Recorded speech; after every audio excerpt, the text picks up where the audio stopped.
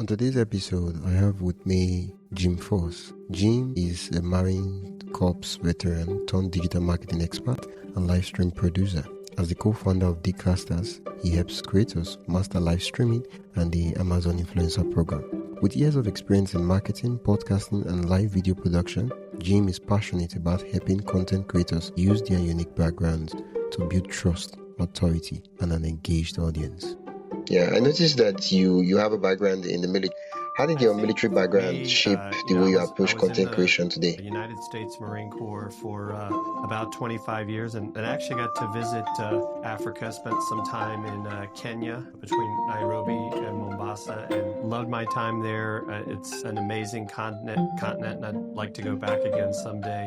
But I think for me, what it was is that, I can't speak for the other services, but the Marine Corps really helped me with self-discipline. And so I think in being a content creator, a business person, or just anything, having that self-discipline to know that you have to get things done and not making excuses was really something that helped. And then also the other thing, the Marine Corps is all about, adapt and overcome. And so even for me, when COVID happened, I didn't panic. I said, okay, what's going to become an opportunity? And that's where live streaming became an opportunity because now people were, stuck in their houses. It's like, how do I get out to my people? And it's like, well, you can go live. People started using Zoom and started producing, shows for people because they didn't know how to do it. They didn't have time to learn, but I had already been doing it because I'd had my own show for about 2 years when all that started. So that was just,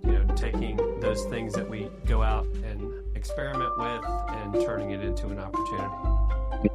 Yeah, the follow-up question I want to ask is, you spent 25 years in the Marine Corps. Like, of all the things you could have switched to, like, what inspired you to switch to digital marketing and live streaming in particular? I like technology, so way back when people had modems that went over phone lines, I was like the neighbor that people would come to. It's like, hey, can you help me upgrade my computer? And I think what appealed to me about live streaming was like, oh, this is something new. This is something that outside of audio, like we're doing here with this podcast, video is a very powerful medium for communication. And I think because if you want to call it the barrier to entry, because you can just do it as easily as with your phone, it allows us to communicate in a way that really gets you past when you think of the senses, the only sense we don't have at the moment with video is touch, taste, and smell. And who knows, maybe that'll eventually come along. But I think, I think the big thing, wisdom, is that it allows people to kind of gather more of the feeling and the message when they see the video, as opposed to sometimes even with audio, definitely with print, you sometimes lose the context. So I think for me, that was part of it. And then with live, you can't, in a sense, you can't fake it. Like right now, you and I are having a real conversation. And I realize that there may be some editing later, but we're getting a sense for each other, and it's not like we can, in a sense, get a do-over. Where with recorded video, sometimes people try to make it perfect. I would rather just have that real conversation that live video allows you to have. Yeah. The question I want to ask is, video, it's one of like the trending. I won't really call it a trend. I think it's been trending for a while now. I don't think it should be called a trend anymore. It's one of those things that we know it has come to stay, and it's the question I want to ask is, what makes what makes it really, really important for content creators? Because what makes live streaming special, like, why is it so special? Because it's live, and if you want to call it your audience or your new audience jumping in, especially when you're using things that allow you to interact, you get that real-time interaction that you don't necessarily get off recorded video. So if I'm sitting there, as an example, when we do stuff on Amazon Live, I could be talking about a microphone and somebody might say, well, hey, I've got this microphone. What about that? And I can answer the question right then and there for that person. And so not only am I helping someone, but then that person's like, hey, they're actually listening to me. It's not just a conversation between the two or however many people that are on the screen, but also interacting with the audience that maybe can't join by video. And so I think that's a big part of it. And so that really helps to build community. It helps to build those those raving fans, those ambassadors. It's like, hey, you've got to check this out, right? Like, hey, you've got to check out Wisdom's podcast. He's has some great guests. He's a great host. Those are the sort of things that I think happen with live streaming, as well as people start to say, hey, this is a show that I want to watch whenever they come on, or a person I want to listen to what they have to say because they respect their audience. I think that's a big part of it. Yeah. When I hear live streaming, one of the road that comes to my thoughts, well, isn't live streaming for those persons that have a lot of followers, right, and subscribers? Like I'm just starting I out. think it's Nobody's about going to be on my consistency. live It's stream. about Why none of bother? these buildings, even with podcast, happens overnight. And I think what happens, no different than you've probably heard the term pod fade, is like people give up maybe sometimes like one show too early. And so it's about consistency. It's about taking your content and repurposing it, because I had a show for about 5 years. It was called the Tim and Jim Show that I did with my friend Tim Sohn. And I can say one of the mistakes we probably made, which with the show I'm on now, Dealcasters, we don't make that mistake, is you have a show and you've just created all this content. It could be half hour worth of content with your guest. And it's kind of like you're on to the next show.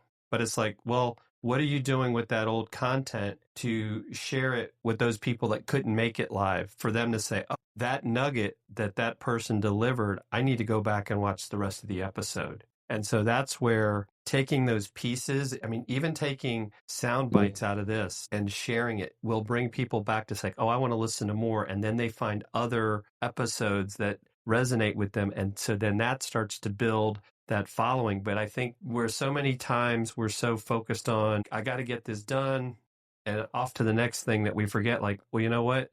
There's a lot of value here that you're forgetting to go back and kind of dice up and put out there for people to capture in small bites. Because I don't know if it's the same wisdom where you are, but I think one of the challenges in our society today is we have this short attention span. And because of that, we, it's like, oh, I don't know if I want to watch a show that's a half an hour. But if it was something that interests us, it would. But even if we can just take a minute out of there that brings value to the people that see that minute, they're like, I need to keep more attention to this person or this show in the future.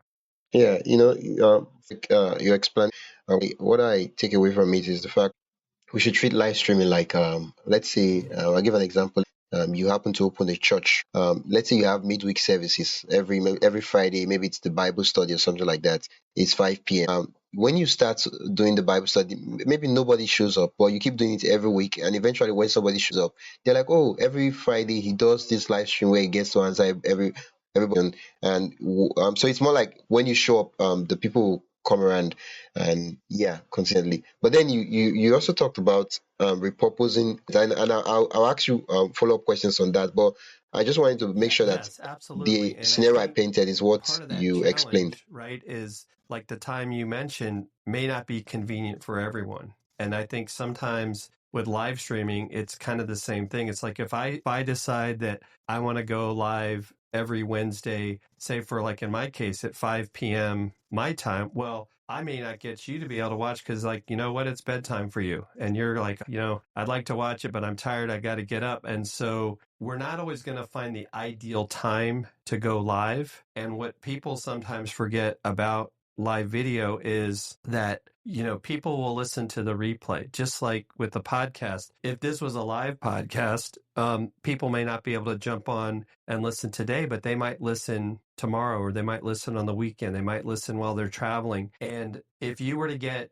200 people to listen after the fact, right, on replay, that's filling a church, that's filling a movie theater, that's filling a classroom. I'm not going to complain about that, even though maybe only 5 people showed up live. And I think that's where we sometimes get too Yeah, focused on what's happening right now, as opposed to how do things grow and spread. And so I think that's one way to look at it, as well as don't get so focused on, well, how many people were there at the time I did it, but did that message spread? Your example's perfect of, right, that person that was there goes and tells their friends, hey, you got to check this out. This was good stuff. yeah, yeah.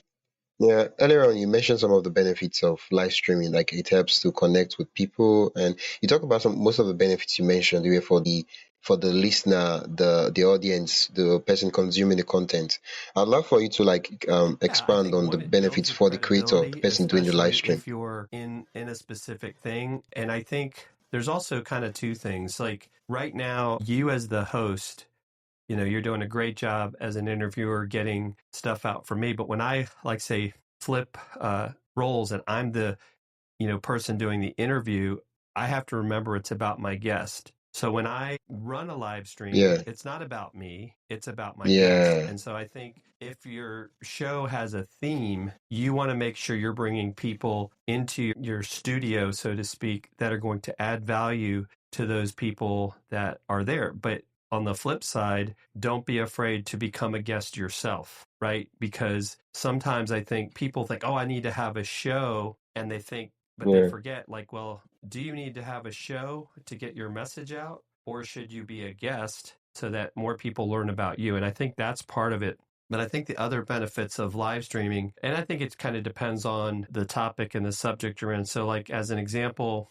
with our show Dealcasters, we interview people, but we also talk about different tech products. We talk about microphones. We talk about, podcasting and things of that nature. So we're educating our audience. And so that's what brings them back is they want to learn more, they want to ask questions. And so that's where then companies start to say, oh, these guys use our product. They know what, they're talking about. Let's start to work with them. And so, it maybe isn't always a monetary thing, but maybe they provide you microphones, maybe they provide you other things that now you're able to use to improve your craft and what you're doing. And just like you're using a great tool here in Riverside, there's always going to be things that change. And so it's kind of like, okay, right now I'm using Riverside, but maybe I start looking at other ways to create my content and what platforms do I use. And so then you can become in a sense, an ambassador for them. So I think those are some of the advantages. And then by connecting with people, they may have somebody that they know that they can introduce you to become a guest, or vice versa. yeah. I feel like live stream Yes. is a Yes, way to build a definitely. deeper relationship with your Yeah, audience. and you're going to grow your audience as well. Yeah, and with relationship, it leads to it opens many other doors, really good doors. Yeah. Uh, Now you've talked about live streaming, and I like the idea you've talked about the benefits. It's interesting to me. It's something I would want to do. But the question I'm asking is there like a system or a way for me to like choose the cadence that's how frequent I want to live stream? If I it's every think month, if it's it's every week, or it's every two I weeks, think or that's a every day. great point as far as like you decide the cadence, right? Don't feel like there's like a magic thing, but whatever cadence you choose, work to be consistent. But even something as simple as, maybe you want to go live for, 3 to 5 minutes a day where it's kind of like you just share your daily thought. And then maybe eventually you start to have a show where it's a longer and maybe that's once a month or, couple times a month. So I think you can use live streaming in different ways. It doesn't have to be like a full blown episodic thing like you're doing with the podcast. It could be just like, hey, I'm going to go live. I'm going to talk about some stuff and get some interaction from the people that know that, okay, you're going to be live at this time, whatever that frequency is. And they're going to show up because they want to have that conversation with you. Yeah, yeah. The thing that appeals to me about live streaming is the fact that there are a lot of videos out there, a lot of content out there, and most of those videos they're just talking at people. They're just, oh, you should do this, you should do that, right? But live streaming, I get to pitch in, ask my question, say, I have this specific problem. What would you recommend? And then you get to talk to me directly, right? There's just this depth in which the creator gives. Right. And for me, I'm like, how do I do that so that people can look forward to it, right? Now, I know you said that I get to choose. In choosing, what are some of the Yes. factors, some of the So, things I should put first in of all, where do consideration you when think making your that choice? audience is? Is your audience on YouTube? Are they on TikTok? Are they on, Facebook? Or, like I said, to me, the newest one that might even be in some aspects easier for people because because one, it's free, and two, you start to build your own audience, is, as an example, Substack. So Substack allows you to, in a sense, first of all, you have, like, if you want to call it, a free website. And then you can start to add on these features and you get subscribers. When you get subscribers, now you have their email address, so you can communicate with them by email, where a lot of these social platforms don't have that. And so you can actually go live in Substack with their app right out of your phone. So from a simplicity standpoint, you can go live right off your phone. Wow. Really, maybe the only, if you want to call it, ad you would want to do is to make sure you have a decent microphone with your phone. So maybe it's, plugging in a lavalier mic or something like that, just to try to cut down some of the audio that's, or I should say audio interference, depending on where you're actually talking. But that, I think, because then it's kind of like, okay, you could write blogs, you can interact it with some video, you start to build some community there, you start to attract people that are interested in what you're talking about. And so that's one, like I said, I've become really excited about what the potential is with Substack. But I think it also goes back to, where do you think your ideal audience is? Because I think sometimes that's part of the challenge. Like, I don't necessarily, a long time ago, Facebook Live seemed important. Now Facebook doesn't seem to care as much. They're deleting people's live videos after, 30 days. And so they really put a lot of, if you want to call it, effort on the creator to try to save their content. And it's kind of like, what's the point if it's going to be hard for people to do? The beauty of podcasting is you can get your podcast out literally throughout the world on all these different podcasting apps, and people can listen to it. And it's, what you're doing, Wisdom, is you're creating a legacy for yourself and for your family and generations that, they can come back, years from now and listen to things you did. That's the other piece of live streaming that I think is powerful, is that if your videos are hosted somewhere, it's not going to disappear. People can come back and say, oh, that's what, that person was like. And, where unfortunately, like our parents and our grandparents didn't have this. So it's more, the memories are passed by word of mouth, as opposed to actually having, a video of seeing what they were like when they were younger, and hearing the message that they shared at that time. So I think that's one of the things I think too about not only the live stream, but after it's live, is you're creating a legacy. I like the fact that you say we should pick, the live stream is not about necessarily the platform, it's about the people we want to live stream to. So I think that's like one of the major factors that come into consideration, right? Where will my audience be on? So I'm not just live streaming for live streaming sake. I'm live streaming because I want to 100% on, give because value. I think there was a point in time where, and it's not to say that people still don't do it, but it's kind of like, oh, I want to go live everywhere. But then it's like, but if you're wasting your time going live on a platform that doesn't have your tribe, so to speak, what's the point of being out there? And not to mention, with these social media algorithms, they may not always share your stuff, or they may not like the topic that you're talking about. And so then you're getting punished for trying to share your message. So I think the more that we can control our message and where it goes, where we're kind of in charge, I think is much more important than trying to be everywhere. Yeah, you keep talking about being everywhere, and the question I want to ask, I don't know, I'm aware there are certain apps that you can use that would syndicate you being on YouTube, Facebook, Instagram, Twitter, and all other platforms that have live stream, and you get to see all the comments, all the questions in one platform, and that way, of course, we talk about how our audience in a platform, but sometimes our audience, they're not just on one platform, they're like on multiple platforms. Right, they're on Instagram, they're on Twitter, Right. and we want to reach them where they are. And that's a challenge too, because, Instagram, as an example, is a vertical video platform where YouTube will accept the vertical video, but if you're wanting to put landscape video on a vertical platform, that's not going to work out real well. And so you almost have to make that decision. Do I want to be vertical, or do I want to be, landscape? So I think that's a piece of it. And then if you think about it, I don't know about you, Wisdom. I think we all have our preferences, right? I don't watch a lot of live streams on Instagram because it's just not something that appeals to me. I would even say right now it's the same for me with TikTok, but then I'm an older creator where the younger folks, sure, they may watch it there. But I like to watch things on YouTube. Like I said, I'm now starting to watch things on Substack, and because that's even more of a community type of thing, but it doesn't have the, if you want to call it, the algorithm punishment of like Facebook and some of these others where only certain people see it. Like if I'm following you on Substack, I can go onto my following feed and I see your stuff. I can get notified by you, when you're doing things. So that appeals to me because I would rather have, 100, 200 people that care about my stuff than 10,000 that don't. I think at the end of the day, it's where the audience is, the platform that works, the technicalities, the vertical, the landscape, and the resources you basically have. So if you just sign out and you want to just use your phone, choose a platform that's easy for you. Just pick one platform, and then if you have a studio and you have a team behind you and all that, then you can do all the multiple platforms, have multiple camera, each capturing all the different.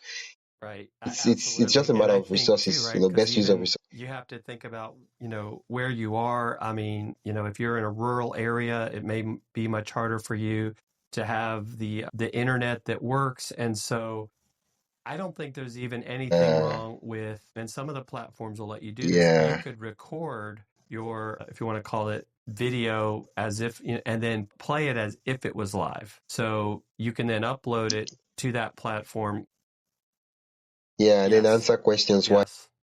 And so that Yeah, kind of gives you that workaround so that, yeah, yeah, maybe that yeah, leads to the point where as you start to get enough support, whether it's from people, I don't know if you guys have it out there, but there's platforms like Patreon and Buy Me a Coffee where people can basically tip you. Yeah. And so then yeah. maybe you Buy me can start coffee. to Yeah, upgrade your tech. Maybe you can, buy a internet hotspot that gives you enough ability to go live, in a better venue, or you can go rent a space that'll let you go live, once a month that has decent internet. So I think that could become part of this strategy, especially if you're like, well, how am I going to do this with video? Because obviously with audio, you don't need as much bandwidth. And so I think that's part of the challenge. But I think you bring up some great points as far as yeah, how you should go about doing this. yeah. I mean, that's the challenge I'm facing now, right? The internet is not so good. I just can't do video. Like the moment I try doing video, it's like, oh, let's manage it. It's just sometimes it ends up cutting off the call. I'm trying to talk, the guest cannot even hear me. I can't even hear the guest, right? It's just really bad. At the end of the day, 1 hour is gone, no interview is conducted, and it's like we both wasted our time. So I was like, okay, let's just switch Right. to audio. And yeah, that leads me to ask this question. Can we do audio only, like? You could. Yes, you absolutely could. I guess the question really becomes, like as an example, one of the programs I use, StreamYard, which is a web-based, browser-based software, as opposed to having to download it. You can do audio only, but I guess the question still becomes, what kind of internet do you need to do that? And so I still think, in one aspect, being able to just have a conversation like we're having right now is just as important. And I think with the Yeah, audio conversation, and I guess you could equate this to like, the days of Clubhouse, is how many people are going to show up for that audio only conversation. yeah, And so then doing what you're doing, which is creating a podcast, I think works, right? I think, maybe what you do is start to create yeah, some recorded video, where like you maybe say something like, okay, I just had an interview with so and so, and then take audio clips, right? And then maybe play those clips and then come back to the video. And so you could maybe, just have the audio, I think it's called, is it Headliner is one of the, I think, apps that'll let you kind of have like some squiggly lines and stuff and yeah, put a airliner, bit yeah, behind it. yeah. Because I don't think Repurpose it, people want to watch a text whole and all those things, audio and the waveform. Yeah. thing with no video. So if you can somehow figure out a way to mix it in, I think that can work. And I don't know. I know with AI is doing all kinds of crazy stuff where you could, I guess create some interactivity and That yeah. Now that you this, I when after I asked the question, I just remember that there's a feature on Twitter called Twitter Space, or Yes. it's called Twitter Space, where they can basically do Yes. audio live stream. Yeah, something like that. I don't know if other platform has it, but I'm aware of Twitter Yes, X I've having been that on feature. spaces in the past, but I also think that I can't remember because they're always changing the rules there. If you have to be a paid subscriber to access or host your own spaces. And I don't know if you have seen or started to use Blue Sky yet. I think Blue Sky, I think, is kind of headed in the same direction. It's similar to Twitter, X, whatever you want to call it, where I think they're giving people that capability. Yeah, yeah, Yeah, because I think there's a lot to be said, even like with what we're doing here by having this conversation without video present, that there are people that still want to do that. I think the advantage to, if you want to call it that yeah, live audio conversation, is if you can bring whether it's guest comments or questions in, as opposed to, because I think that the thing you have to be careful about when you're doing, if you want to call it a live where you can allow other people to come in, if you haven't, in a sense, pre-screened and vetted them, they could ruin the flow of what you intended to do. Like you intended to have a conversation with yeah, me, but if we bring somebody yeah, in literally from the studio audience and you have no idea what the quality of their audio is or what they're going to start saying, it's almost like when people have jumped on people's zooms out of yeah, nowhere and do all kinds of weird stuff. Yes, yes. yeah. They call it Zoom. Yeah. Yeah, I think that is some of the logistics. But to get started, one could start with just the listeners or the viewers ask their questions with the comments or the chat section, and just answer their question directly. Yeah, Yeah, definitely. we've talked about the Yeah. importance. Well, I wanted to ask you a question. How long have you been podcasting for? Yeah. I started this podcast November 2024. So that's about 4 months. Is it? That's That's 5 months. awesome. Yeah, five Awesome. months now. Keep with it for sure. You're doing a great job. Yeah, yeah. Thank you. The follow-up question I want to ask is, now, let's say I decide to say I want to do live stream, right? And I'm like, okay, I've entered the app. I'm like, let's get this thing going. What are some kind of like frameworks or formula of titles or topics that one could Yeah. circle through Um, for their live I streams? do. I do. I don't know So if you I understand think what I'm saying. some of it could be maybe you want to run a series that's on a I don't know, a specific topic. Like maybe the topic is how to start a small business in, say, wherever your location is. And so each week you talk about a different thing and you think of three or four, if you want to say, questions related to that specific piece, like, whether it's how to hire people or, how to ensure quality. And then maybe your guest, if you're going to interview that guest, is someone that is good at that specific piece. And so the other thing too is by having that audience and getting audience feedback, that gives you other ideas for future topics. So I think that, that can become a part of it. Or Yeah, even like, how to live stream. One week might be about the tech. One week might be about, how to make sure that we call it framing, right? Like when you're in the camera, how do you make sure that your framing is right? How do you make sure that, what are the things you do before you go live? Like you got to make sure you reboot your computer and close down all the extra programs so that the internet's not, you know, being bogged down by programs that you don't need running.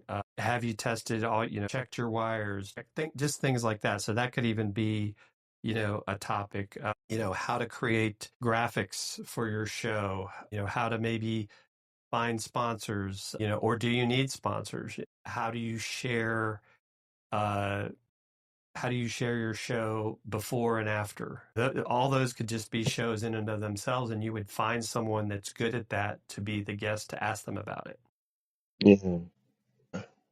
Okay, now you talk about find someone. Like, what are some ways of Well, I finding think someone that has worked for you in the to past? to an extent, and I know a lot of them are podcasters. I think Podmatch is actually a good platform for finding people. I think also just by going on the different social media sites and, or even like on YouTube, if you see someone that's out there, don't always feel like you got to go for the biggest, if you want to call it fish that have thousands and thousands of subscribers. I think sometimes you just, if you see someone, right, that resonates with you, right? That's, I think, just as important. And I don't know if you've run into it where maybe sometimes you have people are like, oh, well, you don't have a big enough audience for me to talk to you. And I don't agree with that. I think, um, you're giving people an opportunity to be on the stage, and, whether your stage is, big today or big tomorrow, putting in those reps, as we like to say, is what's going to make the difference.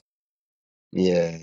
Like I've had like two or three persons make mention of that, and I understand it. I just move on and I move on to the fact that you mentioned Podmatch. What actually comes to my head when I think of Podmatch is actually podcast. How do I get guests for my podcast? Not necessarily live stream. So I'm wondering, Yeah, how would the logistics I for think a that lot of work? it is making sure that your, if you want to call it your bio, is really talking about what kind of guests you're looking for, putting samples of your, where your show is playing at so people can go listen to it, making sure you've got the categories of people that you're looking for.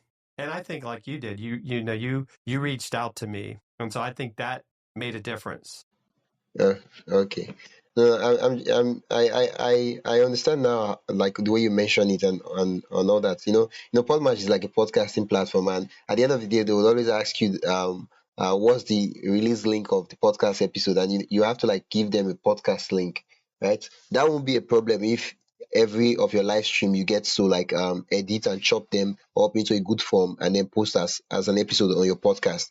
But if you just like doing live stream for like the live stream itself, which is a good partnership, like you have in of regarding the podcast to post on Podmatch. So that's that's the kind of thing. But I get it that you could actually contact guests on Podmatch and have them come on your show without you having Right. Right. Well, and I have think Podmatch too, it's track or important measure to any of leave those things. reviews. I mean, I'll definitely leave you Yeah, something positive so that, hopefully that will help get other guests. Yeah, because I think one of the yeah, challenges that would mean me. in general, what people tend to forget to do is they forget, like, you have a show and, you should be sharing it, right? I have a friend that runs a big AI thing called Magi, which has multiple AI tools. And he talked about how he's been on all these podcasts and live streams, and just a handful of the people that he's been a guest to are actually, giving him something Yeah. to even share. Like, hey, are you going to provide me the, what we did so I can share it with Wow. my audience, because maybe they want to check out your show at other times. So I think that's one of the things that people forget about. And I think that goes back to what we were talking about earlier, is Yeah. it's so easy to just like, okay, we're done. Let's move on to the next episode, as forgetting about like, hey, we need to, kind of mine this one and get it out there so that people learn about what we talked about, for this episode. I think that's where, the repurposing is so important. I mean, you can even turn things like this, into a blog post. You can, take snippets out of it and plug in just the audio clips, right? That's where this stuff can work on, websites and other places outside of social to potentially get more reach, the SEO piece of it as well. So I think that's something to consider. Mm-hmm. Absolutely. Absolutely. I think you're right on the money with that. And I think that's what's so important. Plus, it helps, right? You're sharing with your audience, they're sharing with their audience. And so that's where you start to get some of that crossover that really grows both audiences. Yeah. I like the fact that Yeah. you just gave me a perspective of what it feels to as a guest having hosts not even reach out to you after the episode and all that. And yeah, recently what I've been thinking about is, I think podcasting, we all want to get views and all that, but ultimately podcasting, live streaming, getting hosts and all that is about building relationships, right? And if it's about building relationship, then it's not necessarily about, okay, we record this episode and then boom, that's it. No, it's about, okay, following up, asking, okay, what are you working on now? Is there a way we can collaborate and work together? Stuff like that. Not just Right. not just recorded the episode, boom, that's it. That's great, but Right, but that's right. not the ultimate goal. No, I agree with you 100%. Right, it is. It's about building community, building relationships, building, as they like to say, that know, like, and trust. Because you'll see if someone is genuine, you're going to continue to see that, and if they're not, well, you'll see that as well. And I think sometimes that's what makes these things tough, is it's like you don't know who the person is and vice versa. So you're taking a risk. I mean, you took a risk by inviting me to be Yeah, on your show, and I took a risk by accepting, but I also look at it as, I think it's, when you're given the opportunity to talk, why not do it? Because yeah, otherwise you're not going to grow. And then people's like, well, I don't know who this person is. They don't have anything out there. I mean, even for us, when we're looking at people to be on our live stream, sometimes we will look to see, do they have any video out there? So we kind of yeah, see, like, yeah, how do they come across, that sort of thing. I mean, I mean, you're doing a great job, I think, as the host. You're asking good questions. We're having a good conversation here. So that's, I think, important. And right, you showed up on yeah. time. I showed up on time. These all seem like little things, but you know. I'm sure you would have been upset if came on here and is like, "Where is he?" And we had Yeah, that happen. yeah. For me, the issue I nearly had was like, I was like 5 minutes to the call. I was trying to reconnect, and for some reason, the network just like I was like, dude, I was like, of all the days, I'm like, I wish I knew I would have connected 10 minutes earlier. Yeah, yeah, yeah. Honestly, that's like, so far I've not had a terrible guest, and I feel that it's because it's Podmatch. Podmatch is more like, it's a place where most of the persons on that platform, they are ready and they are willing to go on podcasts as guests, and most of them, they know the basic etiquettes of being a guest on the podcast. Right, Yes, so absolutely. Yeah, and I think they're doing a great job. Now, are you part of the Podfest community? I'm just hearing the name for the first time, but I mean the community. But is there like a special community called Podfest? Yeah, it's on Facebook. They have a Facebook group if you have Oh, access to oh. that. Nah, Facebook is not really my thing. Yeah, yeah. I'll check it out But though. but they're on all the channels. But I know they have a Facebook group where people communicate. But and like where you live, Wisdom, what are like the big platforms that people use? Yeah, I mean the big platform, Facebook is there. Then WhatsApp is there too, and then yeah, Okay, and then Instagram, YouTube. Yeah, they're there. Yeah, those are like the big guys. okay, got it. And where do you like to spend most of your time? YouTube. Okay, Yeah, okay, that's what takes, like, if I check my chats and you see that majority of my time is spent on YouTube, then WhatsApp is basically to respond to family and friends, message them, and yeah, that's it. okay. Yeah, That's good to know.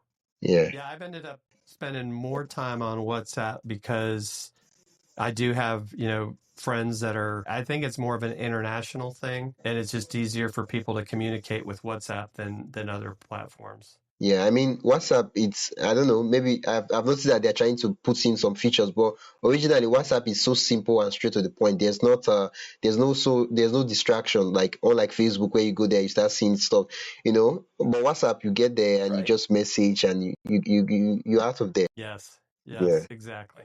Yeah. Uh, we've talked about live streaming and creating content, and we've talked about some of the benefits. And for me, one of the biggest struggle that's out there, it's not necessarily a technical struggle. It's more about a mindset struggle. A lot of persons are afraid to be on video, let alone be on live stream. So, what would you say to them? Practice. Just turn your camera on, look at yourself in the on the phone, record yourself, kind of say, how do I look? Okay, I don't like it. Do it again. Do it again. Because I think, just like with our live streams and our podcast, just try to get 1% better every time. Your Yeah, second video is going to be better than your first. Your third is going to be better than your second. I mean, none of us were born with these, qualities right away, right? We had to practice, right? We weren't born walking, so it's kind of the same thing with live streaming, podcasting. It's kind of like crawl, walk, and then run. And it's okay. Don't compare yourself to the other people, because we all had to start from the same place. And yeah, so I think now maybe, if people are uncomfortable, maybe they go find something like a Toastmasters or some other speaking group where they can get comfortable speaking, spontaneously.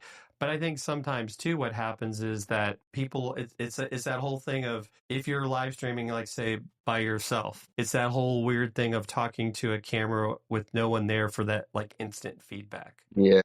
But if you think of it as having a conversation with the people that are on the, if you want to think it on the other side of that lens, I think it starts to make it easier. Because I will tell you that I did not do video until 2018, but now I'm much more comfortable with it and almost prefer, doing that even to create content as opposed to, maybe writing. And I know I should probably do more writing, but now we can even do things like, we can record our audio and it can transcribe it for us. So I think that's that whole change in how technology is helping us maybe do things faster. Yeah. I don't know, like growing up, right? You'd write things in a notebook and then it's like it's a draft and then you're having to erase things. And, some people are like, what are you even talking about? Yeah. It's that whole thing of how do you communicate and what do you feel most comfortable with? So I think with video, it's just getting comfortable about being there and realizing that, if you've ever heard the term wisdom of imposter syndrome, is that you're probably the one being most critical on yourself and nobody else is really noticing these things that you think are maybe so horrible about yourself. Yeah. I mean, that's one of the privilege of starting from zero, is you get to practice even before you become big, so that eventually when you become big and have a lot of followers and people that watch your stuff, you're pretty much good at it, right? Because let's say I start live streaming and I have like 0 followers and 0 audience. Maybe 1 or 2 persons hop on the call by mistake, and they jump out by mistake too. I just keep doing my thing, knowing that nobody's watching my stuff. I do that for maybe 6 months, and eventually when somebody starts watching my stuff, they're like, wow, this guy is so good at it. I'm like, yeah, you don't know what's going on. I've been doing this for a very long time. Right. No, absolutely. I think that's a great point. And, what's funny too, like if you go out to YouTube, you'll even have some of these people with huge followings will say, oh, you should go see my first videos. I was not very good. Yeah. I think that's helpful to make people realize, like, hey, we all started, looking, maybe sounding bad. And I would say, if I was going to give a live streamer any advice, be more concerned about your audio first, and the video will come, because it kind of comes back to people will forgive bad video, but they won't forgive bad audio. If the audio is, crazy, feedback, that they're going to turn it off. Yeah.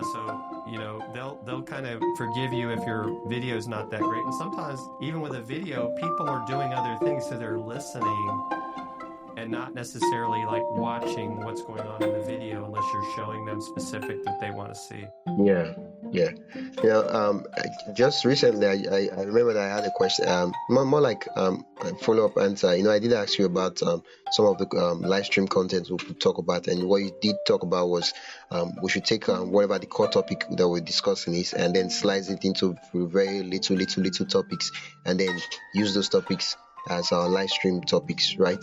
And some of the other common ones, I don't know if you've noticed, that people do on live stream is what we call Q&A on a specific topic, right? And then there's also AMA, which is Ask Me Anything, where you basically just go on live stream and say, guys, ask me any question you want to ask me on any topic regarding, and I would answer it basically. Yep. Yeah. I think those are good. The challenge becomes if, I know what you were talking about earlier, I'm doing an Ask Me Anything and nobody shows up. Yeah. So you almost have to have some things in advance that you want to cover. Yeah. And so you could do that. You could go out. It's like, hey, I'm gonna ask. Maybe if you have an email list or a group somewhere, it's like, what are some things you'd like me to talk about? And then you just go through those topics or questions, or maybe even ask, ChatGPT or something, like, what are some things I should talk about on a live stream about whatever the topic is, and it'll give you that. Just go through that list. Yeah, like if you're not sure. Yeah, like I think something I've been thinking of is, there are a lot of big creators out there, like they have millions of followers. Some of them, I get to understand they're at a point where they cannot literally respond to every comment, like they just can't, because they have tons of comments on their videos, and trying to reply to each one of the comments would not, like, they might, like, it's not going to be productive, you understand? So what we could actually do is look for a big creator that's in our space or our industry or expertise, and then pick their video, go through their comments, and basically just select comments, some of the comments, and then use that to be the question on your live stream, and then answer them. I think that's a Yeah. great idea. Yeah, that way That's a great idea too. yeah, Absolutely. it's relatable to the people who would be viewing your content, because it's basically from the same audience you're just pulling the questions from. Where can listeners connect to learn more about? Yeah, so I would say they can connect with me on Substack at Jim Fuhs, FUHS.substack.com. I'm also on LinkedIn as well as YouTube and Blue Sky. So those are probably the best places to find me. Just look for my name, Jim Fuhs. Is probably the best way to do that. Okay. Yeah. So yeah, you can connect with me on LinkedIn. You can also connect with me on my YouTube channel, as well as at Substack at jimfuhs.substack.com. And thank you so much for having me on your podcast. I really enjoyed our conversation, and look forward to hearing more of your episodes as you do this more in the future. And you go live, make sure to let me know so I can watch that as well. That's it for today's episode of Wisdom Journey. If you found this insightful, helpful, and you learned a lot from this episode, don't forget to subscribe and leave a review on your respective podcast listening platform. It really helps other persons discover the show. Yeah, keep creating, keep learning, and most importantly, keep sharing your journey. You never know who needs your wisdom today. You see what I did there? Until next time, stay inspired and keep going.